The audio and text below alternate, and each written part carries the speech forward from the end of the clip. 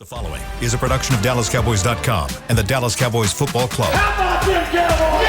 Go Cowboys! This is Girls Talk, Boys Talk, presented by Jigsaw Dating, preferred dating partner of the Dallas Cowboys, and broadcasting live from Dallas Cowboys World Headquarters at the Star. Welcome into another Thursday edition of Girls Talk, Boys Talk, presented by Jigsaw, the preferred dating partner of the Dallas Cowboys. Haley Sutton, Aisha Morrison, Jess Navarez with you on this lovely Thursday. We got OTAs coming up later this afternoon. But before we get to today, let's talk about what happened last week, because that was our first media availability to hang out with the guys, get to chat with them, see kind of what they've been up to this offseason, and really see a glimpse of what this team could start to look like as we get closer and closer to training camp and then preseason and then the kickoff of the 2023 season. Now, I was not here last week. Obviously, you ladies held it down for us. So I kind of want to default to you just to kind of start things off. What did you see last week in OTAs, in that media availability that you were impressed with? Let's talk practice first, and then we'll kind of get into what the players had to say. But just from a practice standpoint, what did we see? And again, I want to back up really quick here, because OTAs are so tricky, because it's really kind of a tease, right? And especially with this organization, because they've had some issues sticking to the NFL guidelines with the new CBA and all of that. So I know the focus this year is to really make sure they're not going over their practice time or doing anything that's going to get them any penalties later in the summer. So that being said, what did you see at practice? Aisha, I'll go to you first, that maybe stood out to you. So I think the biggest thing that stood out to me, looking at the offense and just kind of looking at, now granted they're running drills and they're doing 7-on-7, but the tempo of things seems right, Jess. It seems sped up. It seems like they really want to focus on efficiency, but they want to be able to play fast. And then when you also look at the addition of Deuce Vaughn, Tony Pollard actually got some reps, which was crazy to even see with his recovery. But then and then Kevontae Turpin got some wide receiver, reps as well. The uptick in speed on the offensive side of the ball really looks real. Not only the tempo and the cadence and everything, but just the additions that you have made seem like you want to be able to play fast. And to them, it sounds like fast can also counteract with efficiency, and that was what stood out to me the most last week. Oh, that's a perfect way to put it. Oh my goodness, yes, and hitting the nail right on the head, because it was like their communication took a step up, and they took a notch up with really emphasizing the communication, and you can see it. You can tell that everybody is on the same page together.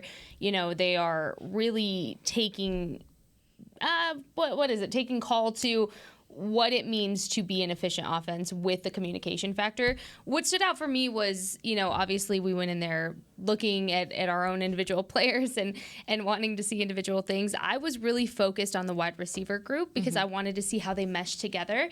And let me just say, Brandon Cook's speed, that is a real thing. I thought lightning flashed in the Ford Center when we were watching them. But what I liked is how he would individually work with these guys. So I saw him from the time we were in there, and we were in there for an hour. Yeah. I saw him talking to Cavante on the side. I saw him talking to MG on the side. I saw him talking to CeeDee Lamb on the side. So what I really liked about it is that when we're talking about Brandon Cooks, it's one thing that we're hearing it, and we're hearing it from the guys saying, veteran leadership, and we know he brings that. But to see it, and within that hour, and that's not even a long time in retrospect, just seeing him personally work with those guys and showing them arm motions and just moving their body physically to show them things, it was really awesome to see. So I was honed in on that. Aisha talked about Cavante getting wide receiver reps. We saw that. He was also the only guy taking returner reps. So that's something to note. Another reminder that, yes, everything is still speculation, and we're still keeping an eye on that. Deuce was fast. From what I saw, I got to see Deuce. There was two separate wings playing, so you had these guys playing over here, so we kept getting whiplash going back and forth watching. It just looked good. It looked where it needed to be from where they left off last season. Yeah. I have loved, because I went back and listened to a few of the guys. We've had like the absolute craziest week with media days and everything else under the sun. But I went back and listened to a couple of the guys, and one of them that I listened to was Brandon Cooks. And, we've heard him talk about how important it is for him to be a leader to this group. It's interesting to me when you see still the conversation surrounding him and even Stephon Gilmore and how they're washed and how they're not going to be as impactful as we're thinking. And obviously that comes from fans, or it comes from, opposite fan base supporters. And so there's a lot of talk, but it's really refreshing to know that, the locker room still remains what it was from last season, where they are still relying on that trust from the guys within the group, and they're not listening to a lot of the outside noise. And something else that really stood out to me as well, we talk about how, the word for the last season has been resilience, and that's been their word, and that's kind of what they're focused on. The word that I kept hearing thrown around in between Mike McCarthy and Dak Prescott was purpose. Yeah. And Dak kept saying that purpose is what he's focused on right now. And I loved how he broke that down, because, purpose at face value is a pretty easy word to understand, right? It's your goal. It's what you want to do. It's why you're doing it. But he took it a step further. It was not just, the purpose of his passes, but the purpose of conversations he's having with his head coach in terms of getting better and getting used to having a play caller. It's purpose when he's speaking to some of those younger guys and trying to make sure that they can all get on the same page so that those interceptions don't happen again. So it's sounding like to me that purpose is what's going to drive them this year. I'm interested to talk to the guys today just to see if that word continues to pop up and resonate. But again, with OTAs, it's so challenging because, we can only see what we can see, and we can only speculate what we can speculate. But it feels pretty refreshing. It feels pretty interesting. I was kind of reading along as well on our website. Patrick had some really good nuggets as far as some stuff that he talked about. He mentioned Kevontae Turpin. He mentioned Michael Gallup feeling much more like himself. Yes. I saw Michael yesterday at media days and got to chat with him. He says he's feeling good. He's feeling excited. So that'll be good for him as well. And then something else that I thought was kind of cool to look forward to, he talked about Mozzie Smith, and he talked about how Mozzie was already working his way into that defensive line, and not only working his way in, but he's being double teamed. Yeah. So he was in practice. You can already tell the kind of threat that he's going to be as well. I mean, if this offensive line feels like they have to double team against him, I can imagine what the Giants will have to worry about in week 1. So a lot of fun stuff there. Anything else that stood out to you guys? I wanted to add on to what you said about purpose, because I'm so glad you brought it up, because it slipped my mind, because it stood out to both of us when we kept hearing it. Yeah. I think that's also important. It's so funny because when you're a kid, your parents tell you, like, you're not supposed to ask why. Like, when they tell you to do something, you're supposed to just do it. But if you're really trying to come together as a team, make guys better, the understanding of why are we running this play right now to counter what the defense is doing? Why is this the game plan? Why are we throwing out these packages instead of these packages? We might see guys offensively in a one game that we might not see in the next game, and on the defense as well. I think that's very healthy communication for a team to build confidence. And that's another thing too. They're confident. You can feel the confidence, and I think that's because they know why they're doing what they're doing, the reasons why they're running certain plays and these installations and stuff. So I'm so glad you brought that up. I wanted to just add that. I feel like that's important for this team's growth as well. Yeah, and the word purpose, it's funny because Aisha and I were sitting next to each other in the press conference with Mike McCarthy, and he said play call purpose. He talked about PCP, and we kind of smacked each other, and we were like, yes, that is it. Because he was asked, how much extra time have you spent with Dak while you're kind of restructuring the offense as it stands right now with the play calling and the playbook? And he said, there's never enough time spent, but, no worries. Football talk is part of it. It's more of a collaborative play calling. And so then he went into talking about PCP, play call purpose, and Dak even mentioned that too when he was talking. So again, knowing why they're doing it and being on the same page about it. And I think just being more collective about it, being able to say, hey, this didn't work for me because of XYZ. And Mike McCarthy actually taking that for what it is and saying, okay, well then let's try this. I think it's just more collaboration more than anything is what you're seeing. So PCP, that was something that we learned last week. Something else I wanted to mention too about everything that we saw was the kicker situation, because that's a big storyline.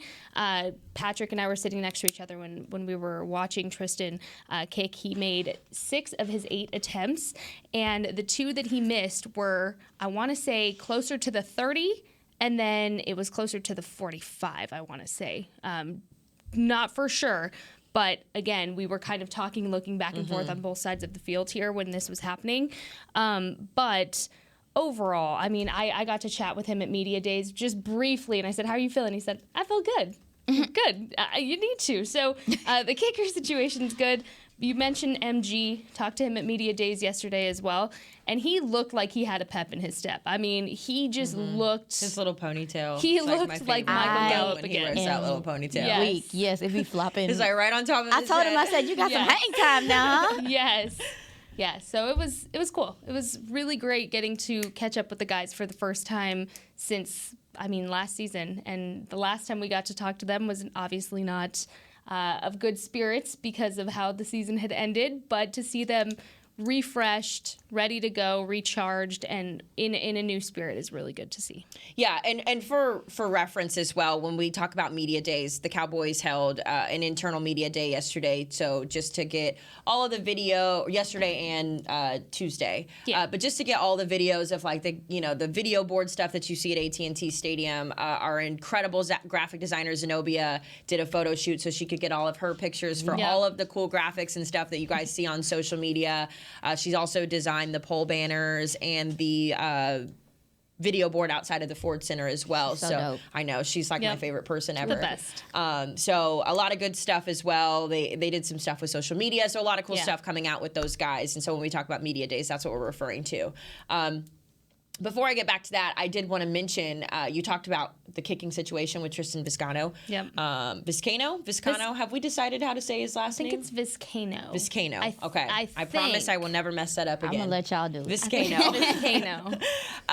It's interesting when you talk about the kicker position, because 2 weeks ago, Bones Fossil said, anyone who has a kicking leg is available. Hey, I thought of you. I did. Haley. Immediately, I said, I know. Haley's available. everybody in the building. Put her in, coach. I've thought about it.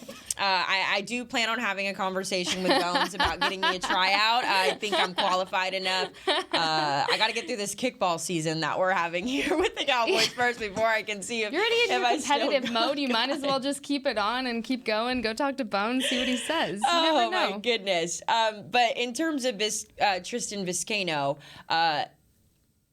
there's not really any competition for him right now, so you take what he's doing with a grain of salt. Right. But I did just want to mention, I Googled free agent kickers just to see who's available on the market right now. Obviously, Robbie Gould is available out of the 49ers, Ryan Suckup from the Buccaneers, Brett Maher is still available, Matt Prater from the Cardinals. He also spent time with the Lions. Kai Forbath is also available from the Commanders. And then when I opened this up, I was surprised because I saw Dan Bailey's name on this list. I didn't realize that his contract Call him up. had Call already him up right now. is coming up. So Listen, Kai was that guy when he was here. Yeah, Kai Forbath It really wasn't that was. long, but he was that guy. No, Dan Bailey was money though. Yeah. You remember those were the glory days I when you know, could sit Dan, back and the you're like, man. Dan Bailey's in. We're Could go great. potty we're and good. everything. Yeah, you were like, So- I can go take my potty break. I know it's gonna be a solid when I come back out. And Dan, that's interesting. Yeah, actually, a lot now that of you mentioned that. a lot of guys on that list, so that'll be something to keep an eye out for. And something else that I found intriguing from Mike's press conference, and even previously when we got to talk to the coordinators, was their interest in the XFL and the USFL. That is something that really has become not just like a blip or a backseat option, but it's cool to see how that is becoming such a viable place to find players. And they've been speaking about it in terms of finding a kicker from there. So now we're going to have to start doing some research on the XFL and the USFL guys too. So a lot of fun opportunities for these guys here in OTAs. Now they will obviously continue practicing today. We'll get to talk to them later. But something I want to talk about when we get back on this other side of the break is the offensive line, because I have a feeling there's still going to be some shuffling. It's not really solidified. So let's go ahead and take our first break. When we come back, we are going to talk offensive line on the Dallas Cowboys here on Girls Talk Boys Talk. At Jigsaw Dating, we obviously want the Cowboys to bring that 6th ring home. But to be honest, we're more focused on finding the person who will put a ring on your finger. That's why we created a dating app that reveals your face through meaningful conversation, so you can date deeper. Because it's personality that matters the most, not looks. Join Jigsaw Dating today, dating partner of the Dallas Cowboys.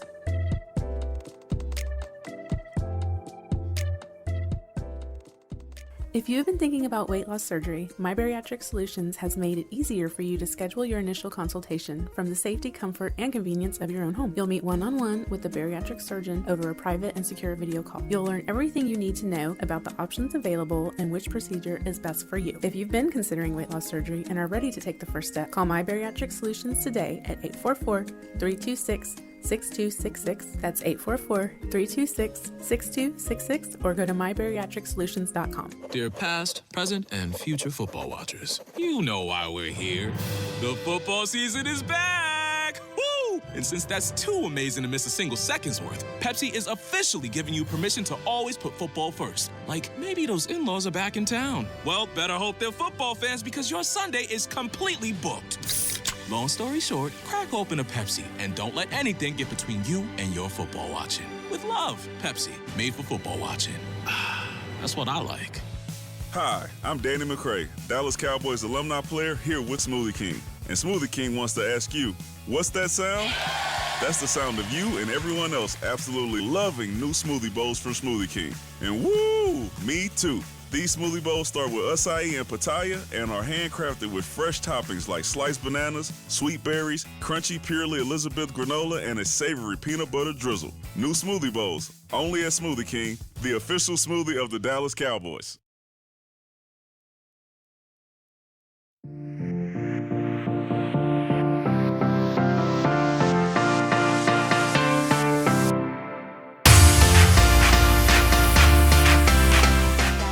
Welcome back to Girls Talk Boys Talk, presented by Jigsaw. We're going to talk a little offensive line and some freed up cap space, but first we're going to go to Jess. Let's talk tacos and tunes real quick, because you can head to the Miller Lite House at AT&T Stadium for the Dallas Cowboys Tacos and Tunes Festival, presented by Miller Lite, rescheduled to Saturday, June 3rd from 3 to 8 p.m. Enjoy a variety of tacos and food truck options while you sip on cold drinks and listen to live music. Admission and parking for the Dallas Cowboys Tacos and Tune Festival are free. Visit AT&TStadium.com/tacosandtunes for more info, and we will see you there. Tacos, tunes, all the things, Dallas Cowboys. Oh my goodness, count me in. I know. I think I'm going to try to go to that, because the first Sounds date, good. the first original date, I can't even remember when it was at this point, but I wasn't able to go. A few weeks back. Yeah. And then the weather and all of that. But yeah, let's tacos, tunes. Yeah. I'm excited. I love Yeah, that. we'll go celebrate. This was on earlier as well on I always reference our TV. I wish you guys could see whenever I just point not at crazy. the TV.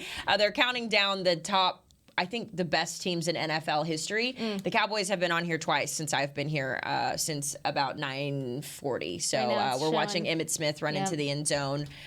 We love it. We love when America's team is recognized for the things and the accomplishments that they have done in this storied franchise. So shout out to our Dallas Cowboys. And speaking of the Dallas Cowboys, let's talk a little bit about the offensive line. It's kind of been a little bit of a question mark ever since the team lost Terrence Steele last season against the Texans. He tore his ACL and his MCL, but super positive recovery process for him. You know, he's been working all off season. We've seen him out on the field, and then obviously getting to speak to him yesterday at media days. He's locked in. He's loaded. He feels good. He feels like he's making good progress.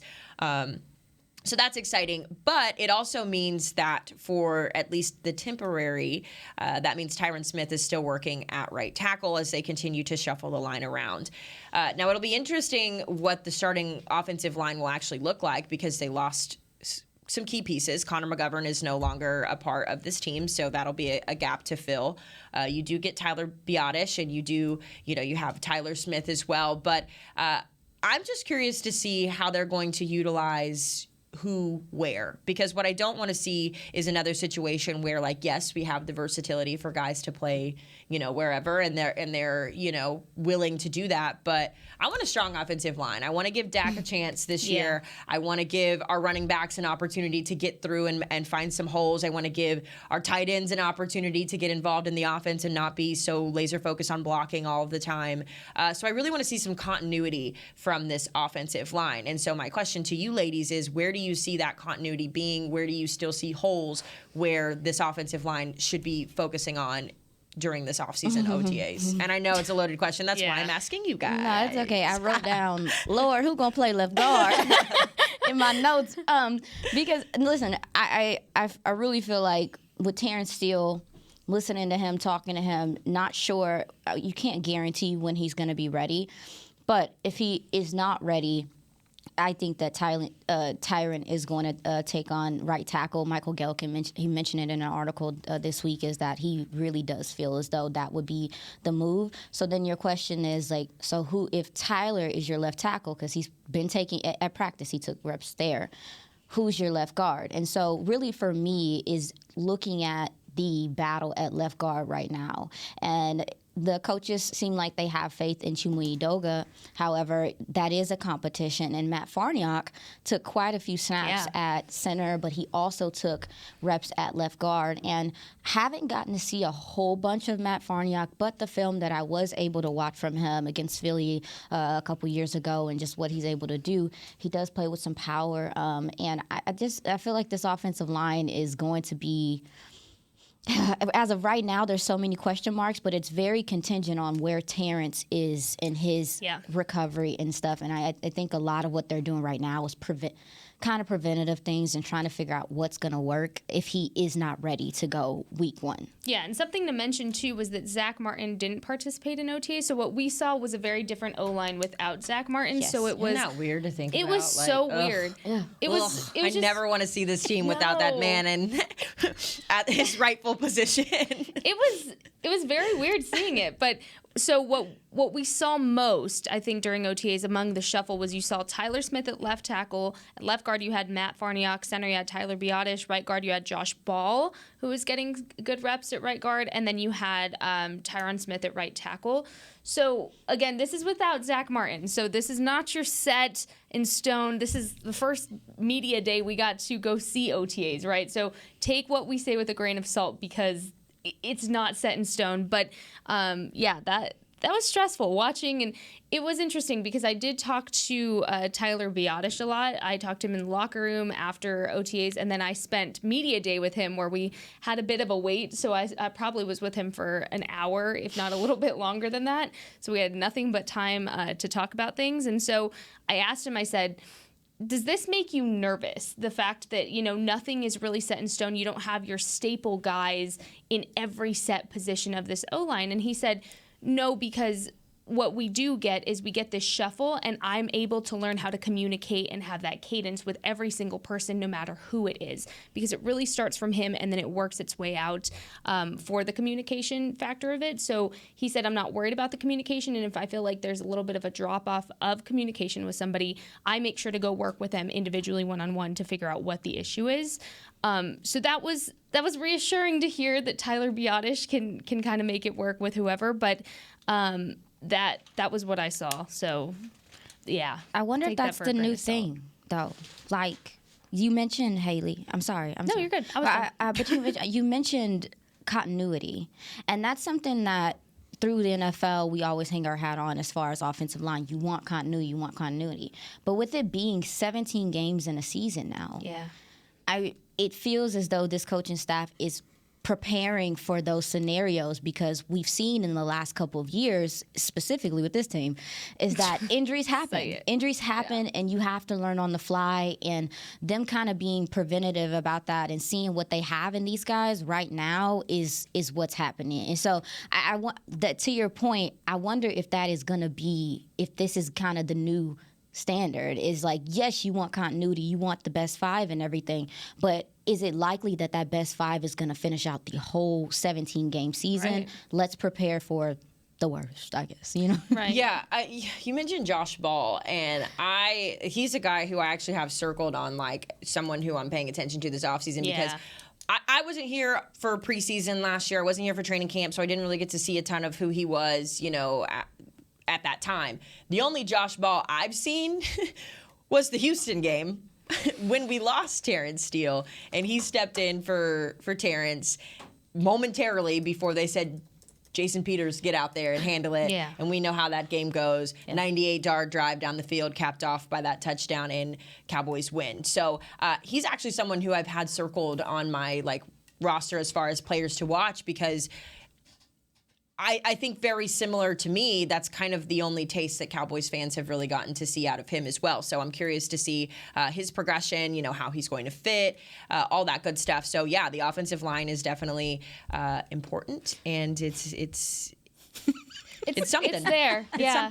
It's something. I'm lost for words. Something I also wanted to make sure to mention that I meant to mention in the last segment, but you totally just sparked my brain when you mentioned the tight ends and you don't want them to block. No, I want them to block. You don't want them to be laser focused. You want them more involved. Sure. That'll be a tweet that'll go out. Oh, right. I'm not trying Haley to get canceled for that. Haley wants them to block. No, it's interesting because we finally got to see all of them standing next to each other, and man, they're like clones of each other. They're so cute. It's They're insane. so cute. The It's four sickening. horsemen are insane, and they were getting a lot of really good reps. I mean, you saw Schoonmaker in there, you saw Jake, you saw Peyton, you saw even Sean getting a lot of good reps as well. So what I really like too is it seems like they're really focused on not only, blocking, like you said, but the reps that I did see, you saw Jake Ferguson making some good plays. He was springy. He was ready. He was ready to go. Yes, I'm so glad you mentioned him as well. He looked so good. Because that you can see in his movement. I think tight end is such a refined position. You can be an athlete and everything, but it takes time to understand the body of a tight end, the way that they play angles, and he seems like he's getting it. Yeah. And watching him, he seems more free in his play. You can tell. Yep. So, and I saw that he got invited to Travis Kelce's camp and stuff. And these are all things that are going to help him be better. But you can tell he's put in work in the offseason. Yeah. You can tell he's put in work, playbook, and also taking care of his body. Yeah. And you heard it here first, because I got to talk to Schoonmaker yesterday, and y'all know I've been hanging high on this since he mentioned, I want to talk to Jason Witten. I want to know, and I asked him, I was like, did you get in contact with him? And he said yes. And I learned so much, it almost felt like my head was growing from all the things he was telling me. And so, unfortunately, we're in media days, everyone's being taken every which way. And I was like, what did he say? And then my player, who was Tyler Biotish at the time, was done. So I had to go to the next station. I was like, hold that thought. We will come back to this conversation. So I really hope I get to go back and talk to him. But he did talk to Jason Witten, and he said he really was soaking it in from the 2 minutes I got to talk to him about it. So you heard it here first. They got in contact. So let's see what Schoon can take from what Jason Witten had to tell him. It's interesting as well with those tight ends, because the assumption is, with Dalton Schultz no longer being here, that Jake Ferguson is the natural shoe-in to take over that Dalton Schultz role, right? Like, that's just, it makes sense. But when you look at how competitive that room truly is, I know we always talk and we joke about them being the besties, the four horsemen, and they are. Like, they're so tight on and off the field, which is tremendous. It is also tremendous because it creates competition. And I really believe that Schoonmaker is going to challenge Jake on some of those first team reps. I think he is going to be a significant contributor to this team from a blocking standpoint, but also getting more involved in the offense. I know we've talked about it before, just the system that he came from in Michigan. He's already prepared to play at the professional level. So I think it's very good that Jake is taking strides to become that tight end one. And you can tell from his attitude, too. He's always kind of had that kind of swaggy, dominant, like, I'm the dude kind of energy.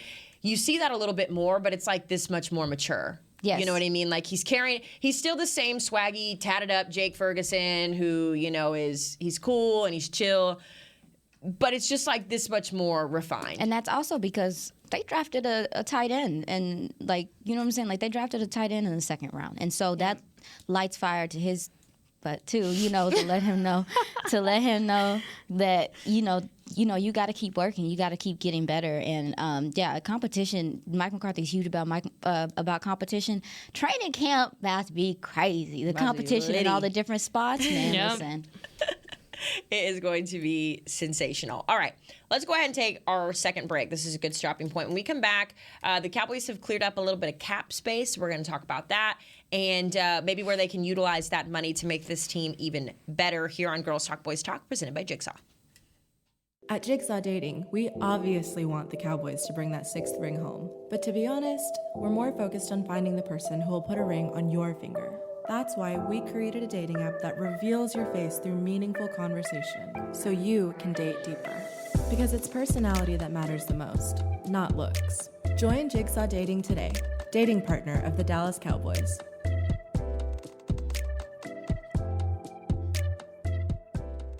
Dear past, present, and future football watchers, you know why we're here.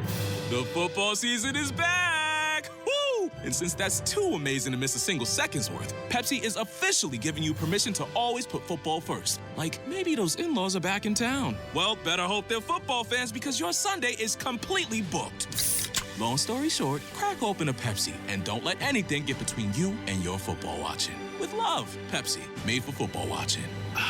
That's what I like. If you have been thinking about weight loss surgery, My Bariatric Solutions has made it easier for you to schedule your initial consultation from the safety, comfort, and convenience of your own home. You'll meet one-on-one with the bariatric surgeon over a private and secure video call. You'll learn everything you need to know about the options available and which procedure is best for you. If you've been considering weight loss surgery and are ready to take the first step, call My Bariatric Solutions today at 844-326-6266. That's 844-326-6266, or go to mybariatricsolutions.com. I'm Dak Prescott, quarterback of the Dallas Cowboys. Blockchain.com is one of the most trusted ways to buy, sell, and trade crypto. Whether you're always on the go or stay closer to home, Blockchain.com is just a few taps away. Put the power of crypto in your pocket, so no matter where you are, you can trade on your terms and build a crypto portfolio to fit your life. For crypto pros, rookies, and anyone in between, Blockchain.com makes it easy to own a piece of the future. Blockchain.com, trusted by millions, trusted by America's team.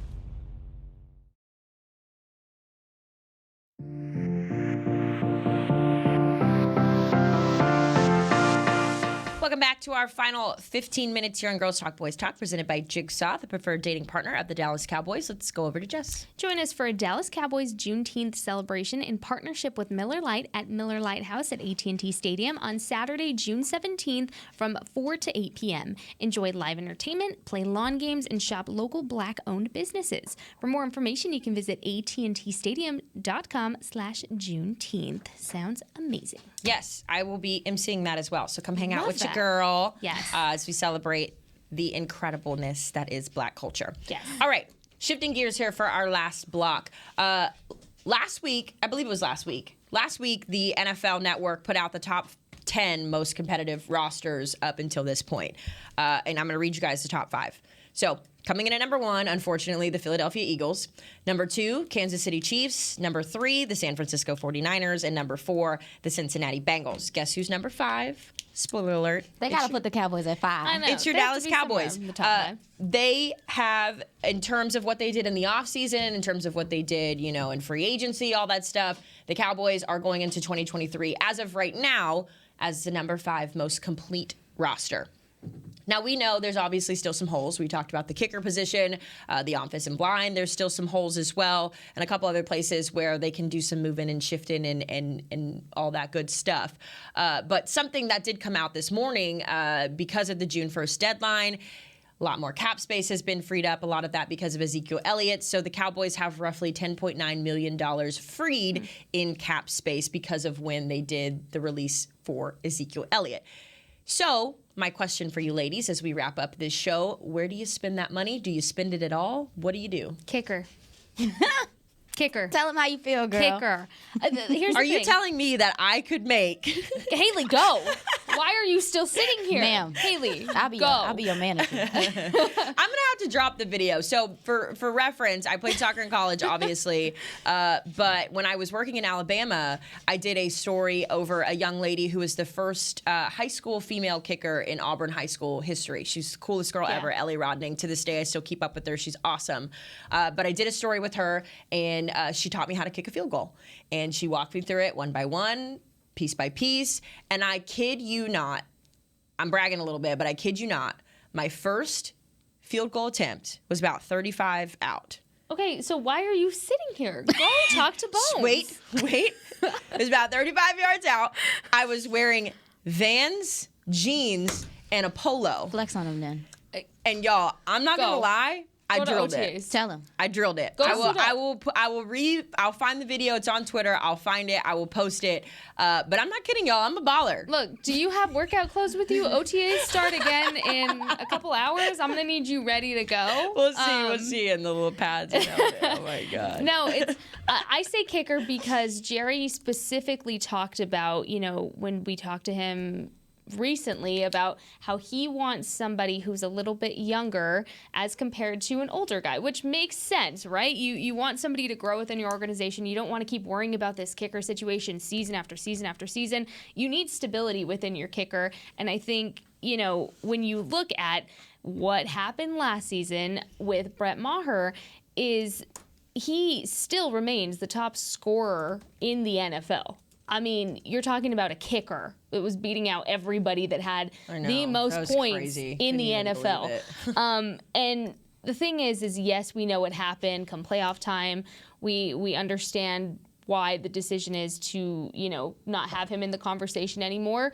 But you also see what a difference that made within those crunch time games. When you needed the kicker, Brett Maher was there, especially when you're talking the first 5 weeks of the season post Dak Prescott thumb injury, and Cooper Rush was kind of getting his feet on the ground. You knew you could count on the kicking game, and it was just a good place to be in.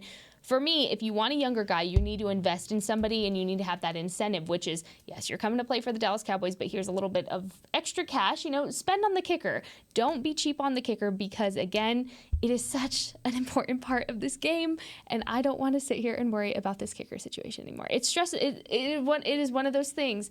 If I think about it too much before I go to bed, I'm not going to bed. Like that. It's eating me alive. You need to read a book. It got you like that. Yeah, I've been stressing because here's the thing. This is no shade to Tristan at all, right? This is no shade, but you need healthy competition in here because we saw what happened last season. I mean, we're talking all the way up until training camp before Brett Maher came in, and even then, Brett Maher's history with the Cowboys prior, nobody was really excited about it at first, and then, he had his growth, he did everything he needed to do, but all that to say, I am worried about the O-line where it stands, and worried's a heavy word. I'm concerned to what it looks like right now. I will not be concerned come September. I know that, right? Yeah. So where it is right now, but kicker, I'm concerned about where kicker stands right now. It's a big question mark what it can look like come September, especially when you're talking about these big shiny names that are still available. And kicker's a position that every team can always spruce up if they don't have somebody that's dependable and reliable. Kicker. Spend on a kicker. Well, yeah. I think Jess wants a kicker. Kicker. Clearly, she was not playing. No. But, yeah, so, of course, kicker. I think the Cowboys going to either hold on to that change and see what happens in training camp, see if somebody get dinged up, see if there's a need there. I will say my spidey senses started tingling when you said that. Uh-oh. Yeah. Uh-oh. When you said that Josh Ball was playing right guard, and I know he was. Yeah. But is he the backup right guard to? All right, we're gonna talk about that another day. But that I'm telling you, it's to Zach Martin. So no shade. That's, I'm not. I hate throwing shade to these guys because they're It's so no shade. nice. No, but it's no shade. no, we're evaluating It's no shade. barnacles. And the thing is anything we say on here, we would tell them. No, I know. To I know. their I know. faces. I know. I just. And that's important to know. O-line help, possibly bring in someone for O-line help if that's possible. But I also too, if I'm not mistaken, I don't know if it's CD or Trayvon. I think CD has the 5th year. But Trayvon... CD has his 5th year. Trayvon is in a contract year. So there could be, maybe conversations of talking about his cash or however they decide to do that going into next season just to kind of settle things out so there's not that, is Trayvon going to get paid all during the season and stuff? So maybe that's something they do, but they're going to hold on to that coin. They're going to see what they got at training camp, and then they'll make their decisions from there. Because I think they brought in Terp camp, right? Yeah. Anthony Barr camp. Yeah. The kickers, I forgot Maher about Anthony camp. Barr. Yeah. Yep. So they're going to hold on to that cash and see what they have in the gentleman at camp, and then they'll probably decide okay, well, we do need this. It's more so kind of seeing what they got in house first. You mentioned CD. We keep talking about media days. It's fun. It was fun to see them at media days before I got to see them at OTAs because that was my first introduction, not To them, introduction, that's but dumb, yeah. but you know what I mean. That's like my first time seeing them really in their element since San Francisco. And so they're all in a good mood. They're hyped up. They're taking pictures and, like they're doing all their little hype stuff. And I was walking around with Sam Williams, and I love seeing Sam. Sam's a guy who I've covered in my career previously, so we have that connection. I love spending time with him because he's just the biggest goofball. He never takes anything serious unless it's football. Yeah. So anyways, I'm walking around with him, and we're getting ready to go into the room where they're doing some stuff with our creative team, and CD is standing outside. And so we were talking, I think, about like piercings or something like that. It had nothing to do with anything that was important, but we were talking about piercings. And CD casually just drops in the conversation. He's like, because one of the promo girls had the inside of her ear was pierced. Like, I don't know how to describe it, but it was crazy and it looked like it was painful. So that's what we were talking about. And CD, so we're all talking about that, and CD is like, yeah, I was hanging out with Usher one time and he had that ear piercing too. He said it hurt too. And for me, like, okay, cool. Like, I'm sure these people have, like, hella important people in their phone, so I didn't think anything of it. But before anyone could say anything, Sam was like, oh, you're just going to name drop Usher like that in the conversation? Like, we're not, like that's not that's cool. normal. Yep. And CD, just as cool as possible, he kind of, like, flicked his dreads back, and he's like, yeah, like, we were just hanging out. Like, we were just, at a function. And I was like, okay, yeah, we're just at a function with Usher, so. Oh, man. Oh, to be a cowboy. Right, like, oh, to know what piercings Usher has in his ears. That was great. It was random. That's so random. I mean, That is random. but it is really good just to see how good of a mood they're in, just to kind of bring things full circle. I did think Sam, like I said, Sam was fun. I asked him what his goals were this season, and he said, I want to get 10 sacks. He said, I had 12 tackles for loss last year. I had 5. I believe he had 5 sacks last year, but that's his goal. He said, I want 10 sacks this year. Yeah, he's a guy I think can take an uptick in this defense. He looks bigger, too. That's always something that's interesting, too, when you see these guys. Leighton has slimmed up. He actually was joking about how his shoulder pads didn't fit because he's slimmed up a little bit. Tyler Smith looks like a unit. Yeah. Like, he's like baby Osa, because Osa to me is like prototypical. Like, when I think of a football player, I think of Osa Odigizua, just big shoulders, strong legs, like just solid. Yeah. And Tyler Smith is on his way to that. But Sam as well. His arms were a lot stronger. He lost a little bit of the baby weight in his face. So we're looking good, guys. Yeah, that's something that I really noticed from the guys being in the locker room. I ain't gonna lie to y'all. That's kind of from the draft, and just kind of how I look at players is how lean they are, and so I really wanted to ask the guys, like, what did you do in the off season to take care of your body? How are you eating? You weren't just eating Doritos, right? Like, what was you doing? You don't have to call me out, Aisha. I was like, I had Doritos yesterday. What about it? I was talking to them, and it was so dope just to hear how many of the guys had certain regiments they really followed, and they were strict too. Like you said, some guys have leaned out, some guys have put on muscle that is needed, and it was just I saw Tyler Biotis too, and I was like, look at you in your grown man body, like because you can tell that, because it does. It takes time to develop into that body. Everybody don't come in here like Mozzie.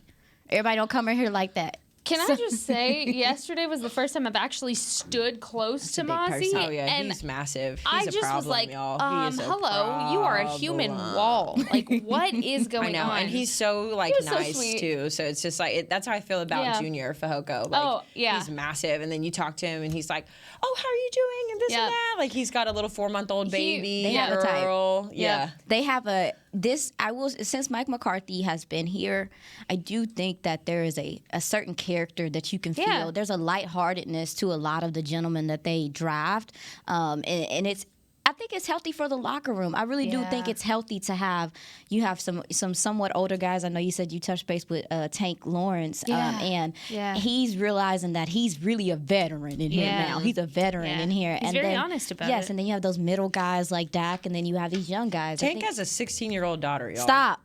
I know. Yeah. That's Are you why for real? I'm dead for real. He's got a 16-year-old, and I think he said a 6-year-old. A 16-year-old and a 6-year-old, I think is what he told me yesterday. Yeah.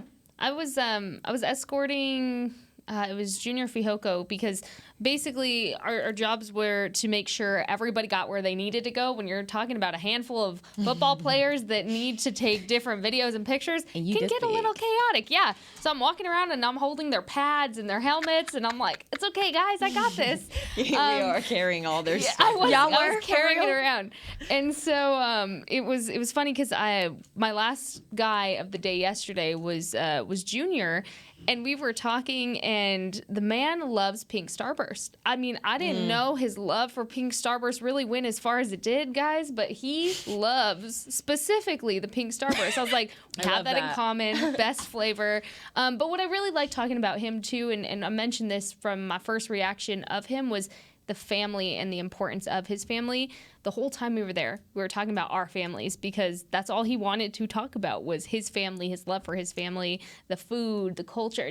It was so interesting digging into his brain. And so when you talk about they have a type, it's this very healthy locker room culture, because there was one point where we were all in a room with, it was Cooper Rush, Will Greer, Tyler Biotish, Tyler Smith, Cavante Turpin, Brandon Cooks, and they're all talking amongst each other. I mean, you're talking about guys in different spots, and they were all just such a team. And, you know, one of the main things I took out of media days and getting to be part of that was that Brandon Cooks, we talk about setting the example.